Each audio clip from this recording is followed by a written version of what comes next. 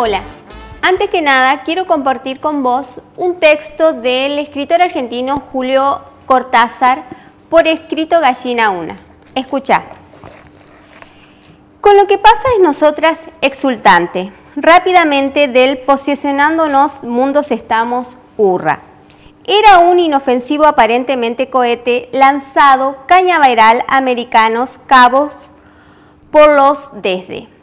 Razones desconocidas por órbita de la desvió y probablemente algo al rozar invisible la Tierra devolvió a. Cresta nos cayó en la PAF y mutación golpe entramos de. Rápidamente la multiplicar aprendiendo de tabla estamos, dotadas muy literatura para las somos de historia, química menos un poco, desastre ahora hasta deportes, no importa, pero de será gallinas, cosmos, el carajo qué. ¿Qué pasa con este texto? ¿Lo entendiste? Yo creo que no. ¿Por qué? Porque en realidad Cortázar juega con la incoherencia. ¿Qué era la coherencia? La coherencia es una propiedad fundamental que debe tener todo texto para ser tal. En la clase anterior con la profesora Carmen trabajaron 4 propiedades textuales. Esas 4 propiedades son la coherencia, la cohesión, la adecuación y la corrección. En el día de hoy vamos a trabajar con una de ellas, la cohesión. Veremos qué es la cohesión, cómo se clasifican los procedimientos cohesivos y analizaremos 2 de los recursos léxicos, la sinonimia y la antonimia. En cuestiones de normativa veremos qué pasa con algunas palabras que, según se escriban unidas o separadas, cambian de significado. Vayamos ahora al desarrollo de la clase.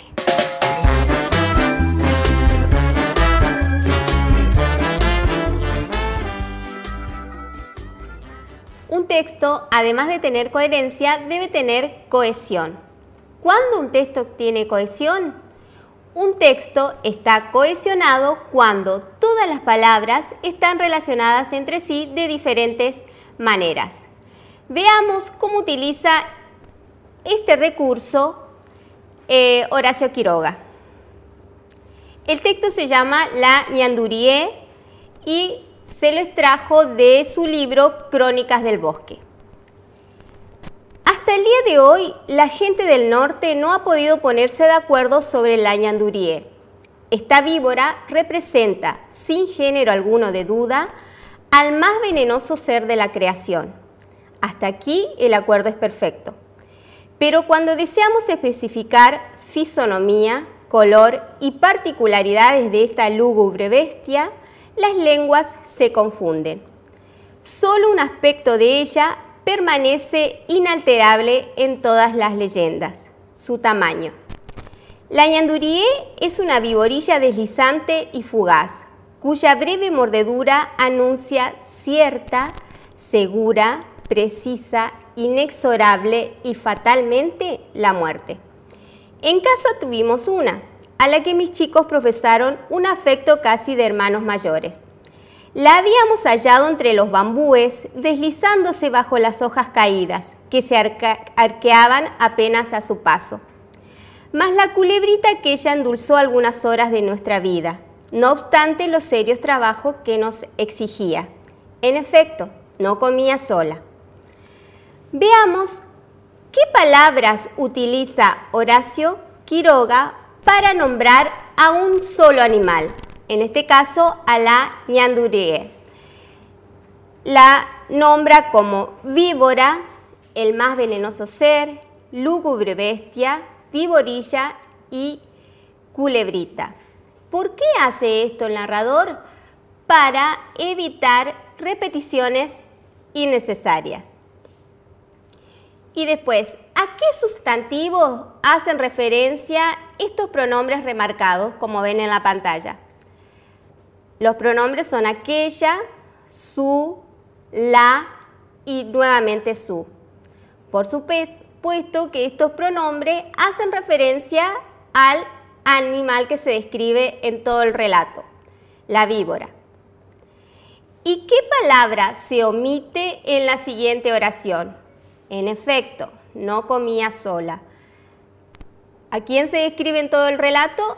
A la víbora llamada ñandurié. Si ponemos el nombre dentro de la oración, quedaría así: en efecto, la ñandurié no comía sola. O sea que la coma de la primera oración reemplaza a ñandurié o víbora. Bueno, ¿qué es lo que hicimos entonces acá?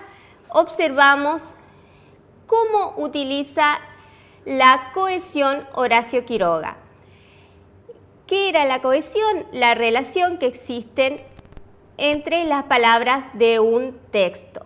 Los procedimientos cohesivos se clasifican en dos: recursos léxicos y recursos gramaticales.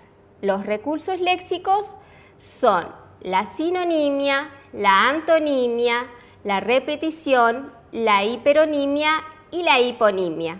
En cambio, los recursos gramaticales son la elipsis, los conectores y la referencia. En el día de hoy vamos a trabajar con dos de ellos, la sinonimia y la antonimia. Veamos. La sinonimia es un recurso que sirve para reemplazar palabras con significados semejantes. ¿Por qué digo con significados semejantes? Porque no existen, a no ser la excepción como burro, asno y perro y can, no existen palabras que tengan idénticos significados. Existen palabras con significados semejantes. Por eso, Horacio Quiroga utiliza para reemplazar a ñandurié, o víbora, reemplaza víborilla y culebrita. Pero también utiliza frases como más venenoso ser y lúgubre bestia. Este es otro recurso que se llama paráfrasis. La paráfrasis consiste en reemplazar una palabra por una frase que tenga un significado semejante, como la que vemos aquí: más venenoso ser y lúgubre bestia. Esas serían las paráfrasis que utiliza Horacio Quiroga. Después tenemos otro recurso que es la antonimia. Ustedes recuerdan que los antónimos son palabras con significados diferentes. Entonces, la antonimia es un recurso cohesivo que facilita en algunos casos la estructuración de la información cuando se quiere oponer significados. Veamos, por ejemplo, en el texto de José Pablo Feynman. Los hechos que son la verdad constituyen el verdadero y último objetivo de la historia, que es una disciplina científica basada en lo que es y lo que no es. Lo que es la verdad, lo que no es la falsedad. Están remarcados los opuestos. Los opuestos en este caso serían lo que es, lo que no es, verdad y falsedad. Aquí se utiliza correctamente el recurso léxico de antonimia. Ahora sí, pasemos a la conclusión de nuestra clase.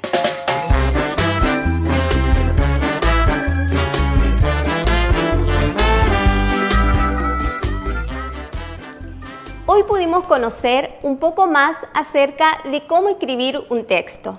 Hoy analizamos una de las propiedades textuales, la cohesión. De la cohesión vimos dos de los procedimientos léxicos, la sinonimia y la antonimia. Pasemos ahora a las actividades. Para esta actividad vas a necesitar repasar lo dado en el día de hoy, un cuaderno de anotaciones y una lapicera. Primero, anota los sinónimos que comienzan con H de las siguientes palabras: brujo, suceso, proeza y robar. En la segunda actividad quiero que formes los antónimos de las siguientes palabras. Normal, dócil, biótico y apto. En cuestiones de normativa, quiero recordarte que hay palabras que según se escriban unidas o separadas, cambian de significado. Es lo que pasa con la palabra sobre todo. En un fragmento de la novela El amor en los tiempos del cólera de Gabriel García Márquez, leemos: la mayoría de los pasajeros, sobre todo los europeos, abandonan el pudridero de los camarotes. Como vemos, en este caso, no es cuestión de ponerse el sobre todo, un abrigo, porque sobre todo acá se escribe separado, en cambio el sustantivo se escribe todo junto. Y ocurre también con otras palabras que es cuestión de tenerlas en cuenta para evitar confusiones, como por ejemplo, tan poco y tampoco, tan bien y también, de más y demás. Esto fue todo por hoy, hasta la próxima clase, pero no te vayas porque ya viene la profesora Laura con tipos de clima y biomas en América.